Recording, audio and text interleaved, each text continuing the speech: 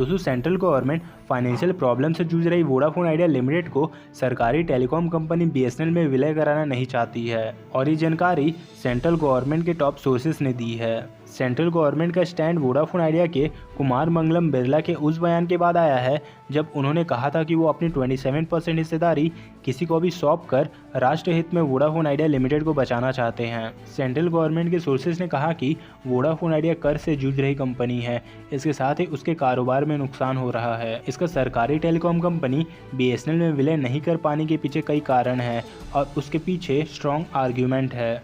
और दोस्तों इस वजह से वोडाफोन आइडिया और बीएसएनएल के विलय को खारिज कर दिया गया है। वोडाफोन आइडिया लिमिटेड के साथ सबसे बड़ी दिक्कत ये है कि उसने अपने कारोबार के मैनेजमेंट में एकदम बेकार नीतियां अपनाई हैं। सेंट्रल गवर्नमेंट के सोर्सेस ने कहा है कि ऐसा लगता है कि इस समय वोडाफोन आइडिया सरकार के राहत पैकेज पाने के हिसाब से ही कामकाज कर रही है। सेंट्रल गवर्नमेंट के एक वरिष्ठ अधिकारी ने कहा कि हम वोडाफोन आइडिया लिमिटेड का बीएसएनएल के साथ मर्जर कैसे कर सकते हैं। ये वास्तव में प्रॉफिट का प्राइवेटाइजेशन और नुकसान यानी लॉस का नेशनलाइजेशन साबित हो सकता है। हाल में ही डॉइचे बैंक ने वोडाफोन आइडिया को कुछ इसी तरीके की सलाह दी थी और दोस्तों इसके बाद ही आदित्य बिरला ने वोडाफोन आइडिया में अपनी 27% हिस्सेदारी किसी और को सौंपने की बात कही थी। इसके साथ ही सरकार के पास वोडाफोन आइडिया की डेट को इक्विटी में बदलने का विकल्प मौजूद है।